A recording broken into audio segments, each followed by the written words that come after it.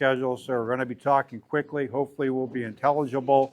But we grandfatherly looking guys up here from the Vietnam Veterans of America, Chapter 1071, we're down in Lakewood. Okay, and believe it or not, in the mid-60s, we are all, just like you, in class, thinking about, what you're going to do when you get out of high school, get a job, go into the services, go to college, whatever it might be. But we had as a backdrop the Vietnam War. And depending upon when it was in the 60s, we had a backdrop in addition to the Vietnam War, something called the draft, which essentially said that, hey, look, whatever you may be dreaming about when you get out of high school, you may be required to serve the United States in the armed services. And more often than not, if you were in part of the draft, you were drafted into the Army or the Marine Corps. And if you were drafted into the Army or the Marine Corps, that more often than not meant you were going to go to Vietnam, okay? And if you're going to go to Vietnam, more often than not, you're going to be out in the environment. Well, first off, you're going to go into the Army and the Marine Corps. And then if indeed you went into either of those services, you went over to Vietnam where somebody might be trying to kill you, okay? So it was a pretty dramatic environment in which to live. We know you guys have been studying it. Maybe you're not way up into the war, but you certainly studied the Cold War. So it's all part of the context. The Vietnam War was the hottest brush fire war in the 1967, I graduated from high school from Alameda High School. My plan at the time, I wasn't worried about the war. I was going to CSU to be a mechanical engineer. So I went to CSU, I had a student deferment. Got up there, and after 2 years of going to school, I discovered that there's absolutely no way in hell I'm going to get the job that I'm really looking for. It's probably going to be something like designing heating and air conditioning systems for some contractor or structural engineer or something like that. I wanted to design engines for General Motors. So I quit college. A month later, I get a letter from the draft board that says your student deferment has been canceled since we have been notified that you are no longer a student. Another month went by. I got my first draft notice from Mr. Nixon. So I went down to the new customs house to take the physical. Didn't pass it, so they sent me home. In December of 1969, the Selective Service System decided to change their entire way of doing business. They changed it to a lottery system. So they drew two sets of numbers. One was the month and the other was the date of the month. Those two numbers coincided to your birth date. My birthday was October 2nd, so my number was 125. I don't know how they arrived at that, but that's what it happened. So May 1st, 1970, I'm down at the new customs house again because I just got another letter from Mr. Nixon. Figured no big deal. I didn't pass the physical last time. I still had the same heart problem that I had last year. They're just going to send me home. Lottery system didn't work that way. If you were healthy enough to walk through the front door that morning, you were healthy enough to board the plane, go to basic training that afternoon. So they sent me to Fort Lewis, Washington for basic training. First thing you do is take a battery of tests. They want to know if there's any career in the military that you might be suited for. And they also want to know how smart you are. So if the results of the test came back, they put me on the waiting list for West Point. As a draftee, like Dave says, you can take an extra year and hopefully be guaranteed some sort of a school. With that letter in my file, it allowed me to get a bunch of good things going for me because the draftees weren't allowed to work on these. The training was too long. They wanted you in Vietnam just as soon as they could get you there. The AIT for this was 4 months long, not eligible for draftees. With that letter being on the waiting list for West Point in my file, that's what I got, was these. Now, these are the delivery truck of the U.S. Army in Vietnam. There's a hook right up underneath here. You'd load a load underneath there attached with straps or with nets or with chains or whatever. Pick it up, haul it to where it needed to be, hover down till the load hit the ground, press a button inside the ship, the hook would open, the straps would drop, and then you fly away. You can haul stuff inside of them. You can haul 33 troops inside of them. But if you do that, you have to land it. And that's going to take you a half hour to 45 minutes sitting on the ground to unload that. That is way too big a target to be sitting on the ground not moving. So the preferred method was the sling load method. These required regular service at every 100 flight hours, and that was my job. This is a good picture. Sorry, I didn't tell you about Yeah, well, you told me you were gonna. This is sling loading.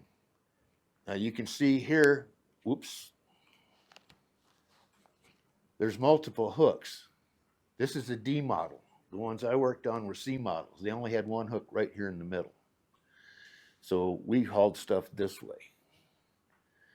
But you can haul quite a bit of stuff. And we did.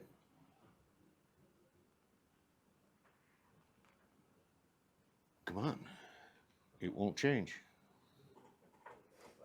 Point it up there. There we go. Here's another Chinook on a fire base. Probably looks like he's delivered troops. Again, fire base not too bad because you do have some help there, but not the preferred method. And as big as they are, they really didn't like to do that. If the battle was over with, they'd run one of these in and pick up the casualties with, but they didn't like using them with the newer troops. When I got to Vietnam, I lived right behind this door here. That was a 12-foot by 16-foot empty room. The only thing that was in there was 4 cots and 4 men. After a couple of months, I moved next door to this room. That room was all subdivided, walled in, ceilings, painted, drapes, the whole ball of wax. You can see it's raining. It'd rain like that for 24 hours a day for at least 30 days. Depending on where you were at in Vietnam, I was up north, it could be longer. Then we'd usually get a break for maybe a month or 2 months. Then we'd have another 2 weeks of like torrential rains again with the, wasn't the monsoons, it was just another rainstorm. Best place to take a shower during the monsoons, right there on that sidewalk. We had a tank that was nothing but a rubber bladder on top of a tower, and that was the water for our showers. They'd fill that thing every morning with a water truck. That water lasted about 6 hours, and that thing was dry. So if you didn't get your shower in early in the morning, you didn't get it. During the monsoons, you could get it any time of the day or night you wanted, and a lot of people did. This was the last room I lived in. After a while, the guy that I worked for that was in charge of my maintenance team came home. His year in Vietnam was up. Since I was the honor graduate of my AIT class and still had that West Point letter in my file, and I was a little bit older than the rest of the guys on the team, they decided, you're the new head guy. So they put sergeant stripes on me, made me the new head guy. I was still living in the enlisted man's area. We had a lot of enlisted men coming in. They decided, you NCOs, non-commissioned officers that are living in the enlisted man's area need to move to the NCO area. I knew this was coming. So I scrounged all this nice new lumber, nice brand new plywood, 2x4s, some trim pieces. And when we got ready to move up there, I wasn't working that week. So they said, you build the building. There's going to be 8 of you guys moving up there. We want 4 2-man rooms. 4 of the guys decided they just wanted 1 big room. The rest of us wanted the 2 small rooms. So since I scrounged all this material and I was building it, all that material wound up in my room. The other sides of those walls are just bare 2x4s and the back side of the plywood. All this good stuff was in my room. So that was my bunk, my refrigerator, my fan. Right here is a cabinet that I built. Underneath it is a closet. On top were 2 reel-to-reel tape recorders. Creature comforts. When you're in Vietnam, you're there for 365 days. He's going to make himself as comfortable as can, better than living in a tent. So these are the kinds of things that were important to the young guy that's in Vietnam. Yeah, these guys sitting here are mechanics from the 4th maintenance team. I ran the 1st maintenance team. This guy on the end and I went through AIT together. We went to Vietnam together. We were supposed to come back from Vietnam together, but him and the other guy that I went over there with, they decided to be smart they changed the dates on their paperwork, so they both came back a month early. This box they're sitting on is the way our parts used to show up. Every part on that Chinook that has moving parts inside of it or is a moving part itself is limited on the number of hours it can remain on that aircraft before it has to be taken off, sent back for rebuild. So that's a blade box. Those are the blades. When you take a blade off, you unbolt a ring of bolts around the top of that box, take the top off, pull that new blade out, put it on the helicopter, put the old blade back in that box with the appropriate paperwork, and send it back to be rebuilt. This is the areas where we worked back here. It was nice and wide because we had to have a wrecker with a 22-foot boom on it and be able to drive it around that helicopter so you could remove parts in different locations. Out here in front, these are all ships that are online. They're parked between two revetments like this. The purpose of those revetments is if somebody does something stupid and starts a fire out there, or you get an incoming rocket or a mortar and sets one of those helicopters on fire, it'll only burn one of them, not all 16 of them. Whoops. This was a sky crane. At the time, that was the only helicopter in the military inventory that was big enough to pick up a Chinook. Nowadays, the D model Chinooks have so much more power and more lifting capability that a Chinook will pick up a Chinook. So if you're sending a Chinook back for a rebuild or it's been wrecked or something, you take the blades off of it, put it inside the Chinook, pick it up with another Chinook, and haul it away. That's why the windows are all covered with sheet metal on this thing. This is a museum piece now, no longer used by the military. This is a Chinook that had just came out of maintenance at the Reno National Guard base when I was there for a reunion. After they come out of maintenance, they set them on their parking spot like that, fire them up, and run the engines for 15 to 20 minutes. They want to make sure that the oil pressure comes up to spec, the oil temperature comes up to spec, no warning lights come on, nothing's leaking, and there ain't no banging and rattling.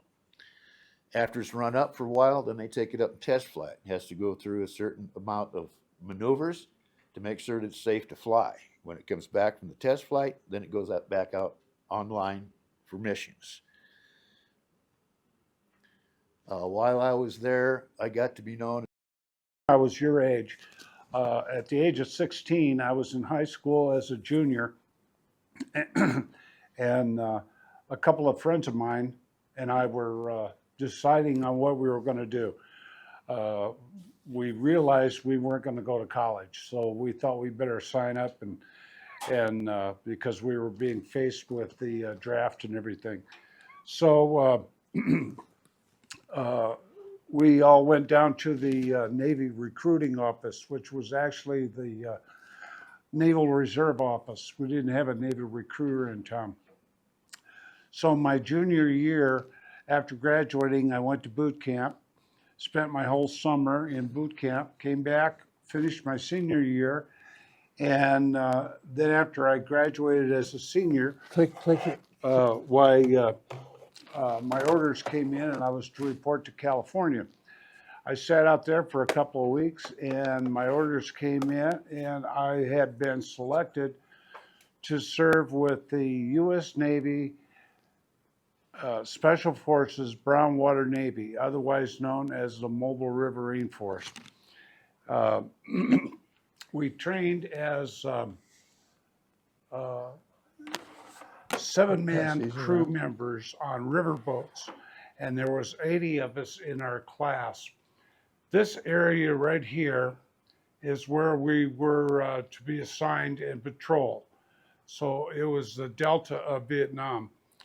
The thing about the south of Vietnam was 80% of all the rice that was grown in Vietnam was grown in the Delta because of all the water. There was so few roads, everything was transported by water. And the average height above sea level, 65 miles inland, was only 4 feet above ground. So when the tide would go out, the rivers miles inland would go this way, and then at the end of the day, they'd go this way. And the reason they devised my mobile riverine force was to prevent the Viet Cong from getting their hands on um, all of the rice down in this area. They would transport all of their munitions, personnel down the Ho Chi Minh Trail, and they would put them on boats down here and land them almost anywhere they wanted. So the Navy came up with a plan. It was called Game Warden. So when we first got to Vietnam, we patrolled the coastline of Vietnam. Well, after a while, they realized that wasn't enough. So then they changed it to the name of Game Warden, which meant we were going to go in country and seek out the enemy, try to stop the traveling of all their contraband and everything. Has anybody seen Apocalypse Now? No? No. Okay. Well, that's a movie that first came out about my outfit. The riverboat that's in that movie was actually in my outfit. So this is what it looked like on a tango boat. This is the same kind of boat that I served on. Like I said, we had a 7-man crew, and each one of us knew the other one's job. My particular expertise was the engines. Now, the engines were in this area back here. We had more firepower on, they used to call us the battleship of the rivers because we had so much firepower. These are all gun turrets right here. And so there would be 2 men in here. One is a boat captain, one to steer the boat. We would have a man in here, here, and here, and they would be manning 20-millimeter machine guns. On the back here was a grenade launcher that would shoot about 450 rounds a minute. Here in the well deck, you can see 2 people standing here. This is where I had my position. So the middle gun here was a 50 caliber. These were both 30 calibers. So in the flight deck, this was developed just before I got here. They started putting flight decks on here, and that was so that if anybody got killed or shot, or for whatever reason, we could medevac them. So the helicopters would actually land on top of the boat. The bad thing about the tango boats, they were slow and noisy. We could only go about 6 miles an hour, and that's if we were going down current, down river. The other thing was they were very noisy. Almost every time we would go out, we would get ambushed because they could hear us coming from miles away. And sometimes I think they almost had better intel than we did. So there's different kinds of boats besides your boat? Is there other river boats? But this is what it looked like on the on a tango boat when we would drop the ramp. So inside here, we could carry 40 troops at a time. And we would take them into the jungle, drop the ramp, insert them in the jungle. After about 2 or 3 days, we would get a signal from them to come pick them up. We worked mostly with the 9th Infantry. Our outfit and the 9th was the only joint Army-Navy operation in all of Vietnam. In fact, our base was split in half, Army on one side, Navy on the other. The bad thing about these troops going off in the jungle, because there was so much mud and water, they were only good for 3 or 4 days. After that, they were completely exhausted. I mean, if you can imagine walking through mud and water up to your waist for 3 or 4 days, and then after that, try to find a dry place to lay down and catch a nap. It was pretty difficult. On this particular day, in front of the boat, I noticed there was something sticking up out of the grass. Well, they enemy had buried a cache of weapons. These are landmines.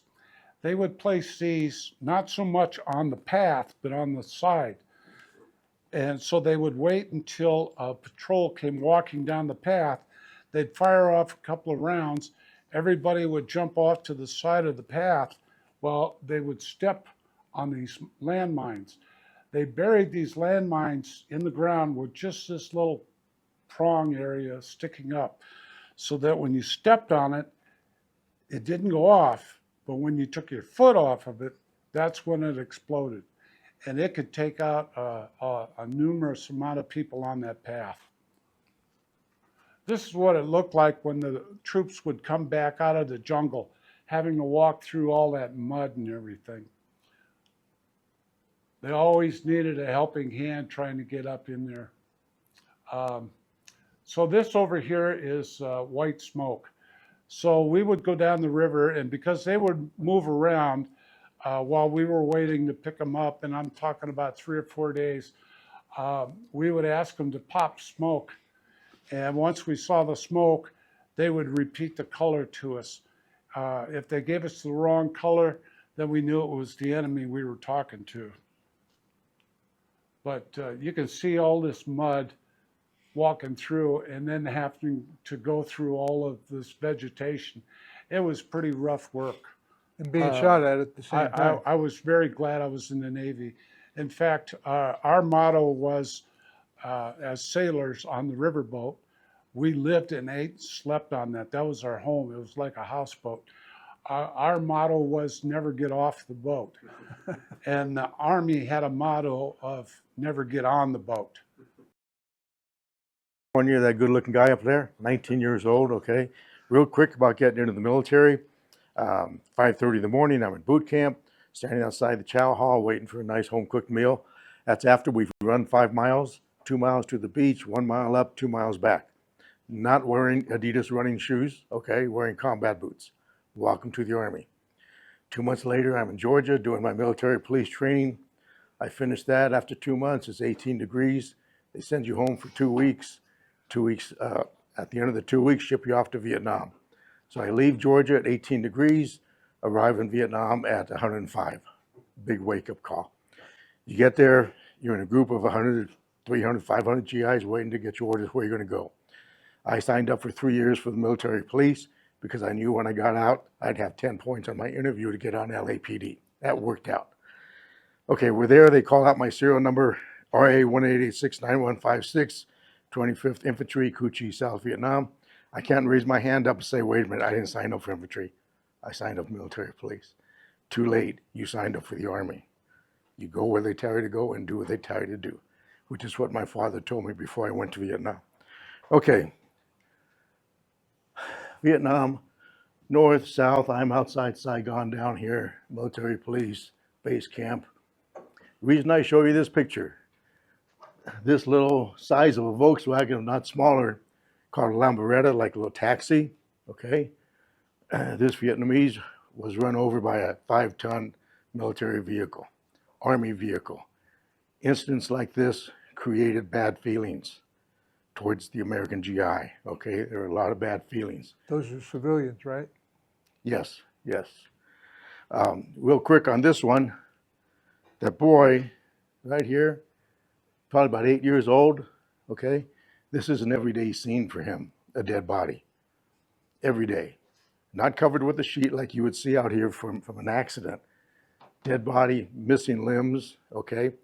That's nothing to them back there. It's a war zone, and it existed before we even got there. Okay, guys from Augusta, Georgia, 2 months earlier were strangers, all from different states, okay? Our last night before going to Vietnam, I'm down here, my buddy already fallen off. 2 seconds later, they all came down. But strangers 2 months earlier, buddies 2 months later. This picture here, what do you see real quick? Okay, what hits you on this picture right here? No response, right? Okay, I'll tell you what hits you. A brown Mexican and a light-skinned Irishman. Okay, I show you that. That's our sitting on our beds in Vietnam. Jack McGrath from Chicago. Skin color means nothing in a war zone. Skin color should mean nothing back here. Okay? The only thing it means is 2 different cultures. Okay? That's it. You can learn from one another, and we did. Jack was in my wedding when I came back. I called him in Chicago. He came out, he was in my wedding. Good buddy. 6 months, first 6 months, I'm in prisoner of war compound. Second 6 months, I'm leading supply convoys around the countryside. Our tower was about down to here. We didn't have manicured landscape, okay? That's a photo op right there. But sandbags to be about up to here. I'm there at 6 at night to 6 in the morning. Rounds start coming in. You jump off the tower, get behind the sandbags. That is a scary feeling because you can do nothing.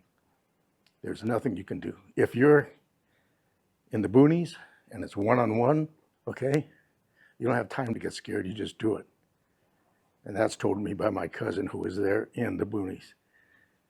But yeah, that's a helpless feeling, not good. Okay, I don't want to go over my 5 minutes. When I came back real quick, I'm assigned San Francisco. Am I close? Let me know. Yep, no, go. Okay, I'm assigned San Francisco. I made a sergeant, put me in charge of the honor guard for the next 20 months before I get out of the Army.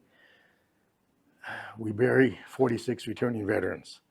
Okay, flag draped casket, soldiers fold it. I walk up, give my salute, grab the flag, turn around, present it to young mothers, 38, 40 years old. That's young. That's still young. Like Doug said, you're looking at 70-year-olds here, okay? On a few occasions, unfortunately, I had to present that flag to a 19-year-old widow. Should not be any 19-year-old widows out there, but there were, okay? And the Army did not tell me what to say. I'm 20 years old at that point.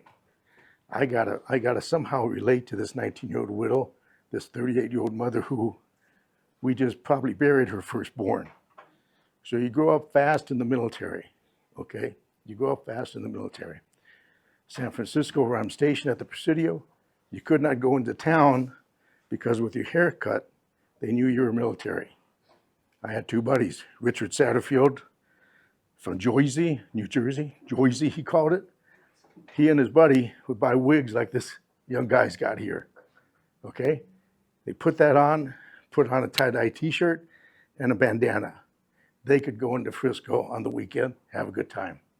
I could not, which was okay with me anyways. But there was a lot of protesting going on against the war, and we could talk about that for a long time, but I only got 5 minutes, I'll turn it over. Okay.